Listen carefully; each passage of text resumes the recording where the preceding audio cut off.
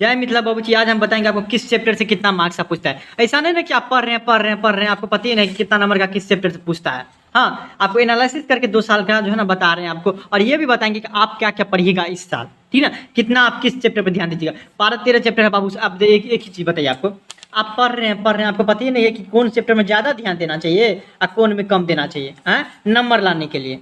हाँ, तो आप क्या कर लीजिएगा, तब आपको अच्छा नंबर नहीं आएगा। बोले तो 90 प्लस क्लोज तब ये करिएगा आप लोग जब आपके पास पूरा कॉन्फिडेंस हो और आप समझ पाइएगा कि नहीं किस चैप्टर में ज़्यादा ध्यान देना, किस चैप्टर में नहीं। तो अभी से ही मान लीजिए कि 1-2 चैप्टर में, या फिर मान लीजिए बहुत आदमी का 6 महीना का सिलेबस खत्म हो गया होगा, आधा ज़्यादा खत्म हो गया होगा, तो फिर से वो रिवीजन करने लगा होगा, तो बहुत ये सब गलत है, ठीक ना। अभी आपको मान लीजिए कि वो 6 महीना, फिर क्या होता है, कोई टीचर साहब 1-2 महीना और पढ़ाएगा, उसके बाद बोलेगा कि सिलेबस से खत्म नहीं है, आप लिख के ले लीजिएगा। टीचर से बोलेगा कि सिलेबस से खत्म नहीं हुआ है, आप सिर्फ और सिर्फ रिवीजन करो। बोल देते ना कि कंपनी का 1-2 चैप्टर तक पढ़ाते पढ़ाते बोलेगा कि सिलेबस से खत्म नहीं है। आप अपने कमेंट करके बताइए कि आप अभी कौन सा ऑफलाइन में पढ़ रहे हैं। सिलेबस आपका खत्म होगा ही नहीं, आपको जनवरी तक क्या बोलेगा, फिर रिवीजन करो, मॉडल पेपर है, मॉडल पेपर से रटो। तो आपको ये तो पता रहना चाहिए बाबू कि जिस, क्या पता आप मान लीजिए कि हम आपको देता पार्टनर पढ़ रहे हैं 50 दिन से यही पढ़ रहे हैं, अब पूछता है को नहीं है, पढ़ के कौन फायदा होगा, नहीं ना। बोलेंगे ना सर को स्किप करने के लिए उसको। तो आपको ये समझ में रहना चाहिए बाबू, कुछ भी नहीं पढ़ने से ये होगा। पहले 2 नंबरी का बता देते हैं, उसके बाद 5 नंबरी का। देखिए उसका रिकमेंडेशन भी देंगे कि 2 नंबरी के लिए कौन सा चैप्टर इस साल पढ़िएगा, और 5 नंबरी के लिए एनपीओ जो पहला चैप्टर है बाबू, उसमें देखिए आपको हर साल 2-3 पूछता है, ये फिक्स है कि 2 एनपीओ में आपको जितना भी परिभाषा है ना वो याद कर लीजिए। एनपीओ के लिए परिभाषा याद रहना चाहिए। दूसरा चैप्टर जो पार्टनरशिप है बाबू, इसमें जो है ना 2023 में पूछा हुआ था, लेकिन इस बार 2024 में नहीं पूछा, ठीक है। इसमें भी आपको 1-2 जो है 5 नंबरी पूछ देते रहता है। अगर मान लीजिए 2 नंबरी में नहीं पूछा तो 5 नंबरी में पूछ देते रहता है। आपको परिभाषा सिर्फ याद रखिए सबका, परिभाषा के अलावा कुछ नहीं याद रखना, याद रखिएगा मेरा। गुडविल देखिएगा ही, हर साल रहता है कि 2 जो है पूछ ही देते रहता है गुडविल में से। गुडविल ही ऐसा चैप्टर है कि आपको या तो प्रैक्टिकल पूछ सकते हैं या तो थ्योरी पूछ सकते हैं, लेकिन पूछता है जरूर गुडविल से। गुडविल मतलब मस्त, मतलब बच्चा वाला चैप्टर है, छोटका चैप्टर है, इसलिए बड़ा मस्त है। रिकॉन्स्टिट्यूशन ऑफ पार्टनर से भी पूछते रहता है आपको, इसके पे भी ध्यान देना है। एडमिशन पे तो ध्यान देना ही है।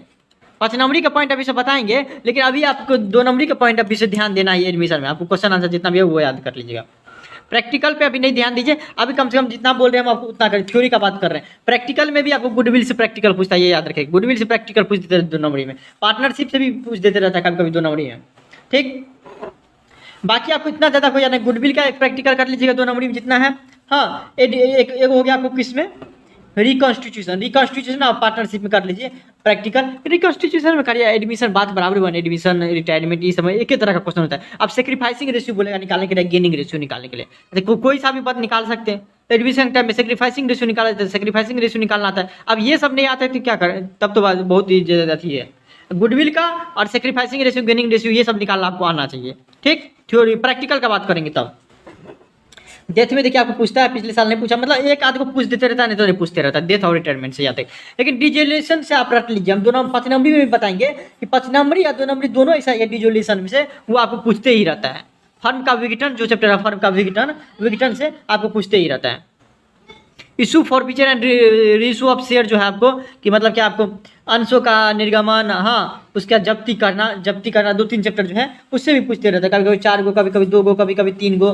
हाँ, 2022 में 3 गो, मतलब ये सब जो है हर साल थोड़ा बहुत चेंज होते रहता है। मतलब 2 गो कन्फर्म है कि इससे पूछेगा। Issue and forfeiture of share परिभाषा पूछ देते रहता है इसमें से। इशू ऑफ डिवेंचर्स बाबू 2 गो पूछा हुआ था, 2 गो पूछा हुआ है, इसमें भी कॉन्स्टेंट रहता है। गुडविल में भी वैसे रहता है और इशू ऑफ डिवेंचर में भी होता है, ठीक। ऋण पत्रों का निर्गमन, रिडम्पशन ऑफ डिवेंचर से 1-2 को पूछते रहता है। हिंदी आपको बताया होगा चैप्टर का नाम financial statement of A company. इसमें आप ये पढ़ लीजिए कंपनी क्या होता है, पब्लिक कंपनी का परिभाषा क्या है, प्राइवेट कंपनी का क्या परिभाषा है, ये सब याद रहना चाहिए इस चैप्टर से, ठीक। हम जैसे बोलते जा रहे थे आपको लगता हो कि नहीं ये सब टाइगर बना लेंगे। फाइनेंशियल एनालिसिस बाबू कुछ वो करता है, किसी साल नहीं पूछते रहता है। Tools of a financial analysis में एगो मतलब दे देते रहता है, एगो परिभाषा, क्योंकि ये सब परिभाषा वाला चैप्टर है, परिभाषा वाला थ्योरिटिकल चैप्टर है। थ्योरिटिकल चैप्टर से अगर मान लीजिए 2 नहीं दे देगा आपको, हाँ, तब तो नहीं, तब कैसे होगा। Accounting ratio, cash flow ratio ऐसा है बाबू कि रट जाइए, इसमें हमको नहीं बताना पड़ेगा। एक accounting ratio, cash flow ratio 2 नंबरी या 5 नंबरी के लिए रट जाइए सब के लिए। अकाउंट देखिए टीचर से बोलेगा खत्म ही नहीं हो रहा है, इसलिए बोलेगा जल्दी हमको ये सब खत्म करिए। आप लोग खुदे बोलिएगा तभी होगा, ऐसे नहीं होते रहता है, ठीक ना। हम तो खत्म कर दिए, लेकिन टीचर सबको भी बोलेगा कि कम से कम आप लोग भी खत्म कर दीजिए, सिलेबस नहीं खत्म होते रहता है। सबसे बड़ा प्रॉब्लम बिहार बोर्ड में यही होते रहता है, टीचर सबको सिलेबस नहीं खत्म करते रहता है। ठीक, ये इस तरीके से करेगा कि देखिए अकाउंटिंग रेशियो हो, कैश फ्लो रेशियो हो, डिजोल्यूशन हो और एनपीओ हो, हाँ ये या गुडविल हो, मतलब 4-5 चैप्टर ऐसा है कि मेन है, तो आपको उसमें रटा रहना चाहिए, हर एक चीज़ का नोट वोट बना रहना चाहिए। नोट हम भी बना दिए हैं, आप भी अपने तरीके से बना लीजिएगा। ठीक है, 2024 का बात करें ना, पिछले साल का, एनपीओ से एगो थ्योरी पूछ दिया था, गुडविल से एगो थ्योरी पूछ दिया था, डिजोल्यूशन से एगो theory of financial statement of A company से एगो थ्योरी पूछ दिया था। देखिए प्रैक्टिकल की बात करें, देखिए इशू ऑफ शेयर से 2024 की बात करें या 2023 की बात करें, इससे तो एगो थ्योरिटिकल इशू ऑफ शेयर से तो पूछ दिया था 2023 में, थ्योरी भी एगो और एगो प्रैक्टिकल, मतलब प्रैक्टिकल फिक्स रहता है आपको इशू ऑफ शेयर से, तो ये याद रखना चाहिए, ये याद रखें। कैश फ्लो स्टेटमेंट से 2000 पिछले साल मतलब 2 को पूछा हुआ था कैश फ्लो स्टेटमेंट में। और देखिए हर साल जो आपको कैश फ्लो स्टेटमेंट से मतलब कोई ना कोई आपको मतलब ये होता है, कैश फ्लो स्टेटमेंट से आपको कुछ ना कुछ पूछे देता होगा। ठीक, कुछ ना कुछ उस कैश फ्लो स्टेटमेंट इस साल पूछा है 2 किससे, कैश फ्लो स्टेटमेंट से। हाँ, और देखिए आप अकाउंटिंग रेशियो से नहीं पूछा हुआ है, इस साल अकाउंटिंग रेशियो से नहीं पूछा, प्रैक्टिकल नहीं पूछा है, लेकिन पिछले साल देखिए अकाउंटिंग रेशियो से 2 को पूछ दिया। मतलब हम बोले ना, या तो 2 को पूछ देगा आपको कैश फ्लो स्टेटमेंट से अंतिम दोनों चैप्टर में, या 2 को पूछ देगा किससे, अकाउंटिंग रेशियो में से। अंतिम चैप्टर पर ध्यान दीजिएगा, दोनों पे याद रखिएगा, अंतिम पे ध्यान देना ही पड़ेगा आपको, नहीं तो नहीं काम चलने वाला है। ठीक, उसके बाद 2 को इधर हो गया, एगो इशू ऑफ शेयर से ले लिया 3 को, एगो कहीं से दे देगा, मतलब क्या एनालिसिस ऑफ फाइनेंशियल स्टेटमेंट बोलिए, या टूल्स ऑफ फाइनेंशियल स्टेटमेंट ले लीजिए, या डिजोल्यूशन से। मतलब क्या बाबू, डिजोल्यूशन से इस बार 2 को पूछ देता है, थ्योरी प्रैक्टिकल। हम प्रैक्टिकल का बात करें तो कैश फ्लो स्टेटमेंट और अकाउंटिंग रेशियो रट जाएगा, 2 को पूछेगा। जो आदमी आपको बनाना चाहते हैं 2 को चैप्टर बना लीजिए और कुछ नहीं, और इशू ऑफ शेयर 3 को चैप्टर आप बना लीजिए।